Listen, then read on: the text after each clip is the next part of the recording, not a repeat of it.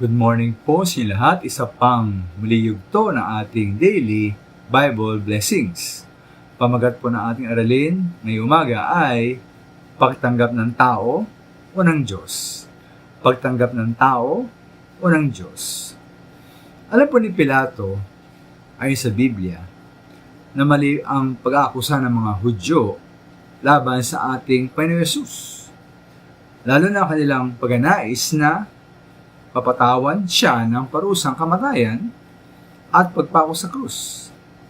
At alam din ni Pilato ang tunay na dahilan na akusasyon na ito. Ayon po sa Mark 15:10, sinabi niya ito sapagkat batid ni Pilato na inggit lamang ang nag-udyok sa mga punumpari upang isakdal si Jesus. Ngunit po sa kabila ng kaalaman at piniwala ni Pilato na ang Panginoong Hesus ay walang ginawang kasalanan na sapat para siya parusahan, lalo ng kamatayan, sa kabila ng inggit lamang ang talagang dahilan na pag-aakusa laban sa ating Panginoon, bakit pa rin ibinigay ni Pilato si Kristo upang ipako sa krus? Ayon sa verse 15, sa paghahangad ni Pilato na mapagbigyan ang mga tao, pinilayan niya si Barrabas at si Jesus naman ay kanyang pinahagupit at pagkatapos ay ibinigay sa kanila upang ipako sa krus.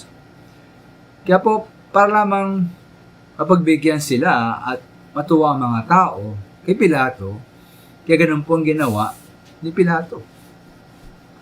Tayo ba kung minsan ay nagpapasya at kumikilos alang-alang lamang sa isipin at sabihin ng mga tao? Kahit alam natin na ito ay mali.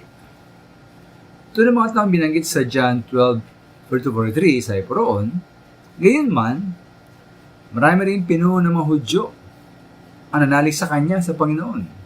Subalit, hindi nila may pahayag ito dahil sa takot sa mga Pariseyo na baka sila itiwalag sa sinagoga. Mas ginusto nilang kalugdan sila ng tao kaysa kalugdan sila ng Diyos. Kaya po sila naglihim, sila natiling sikreto bilang nanalig kay Kristo dahil sa kanilang takot sa mga tao. Noong maminalo ating pong higit na pahalagahan ay ang Diyos, hindi po ang mga tao. Anin po natin ang pagsang-ayon, pagtanggap at papuri ng mga tao kung ang Diyos mismo ay galit at tatanggi sa atin. Maraming salamat po.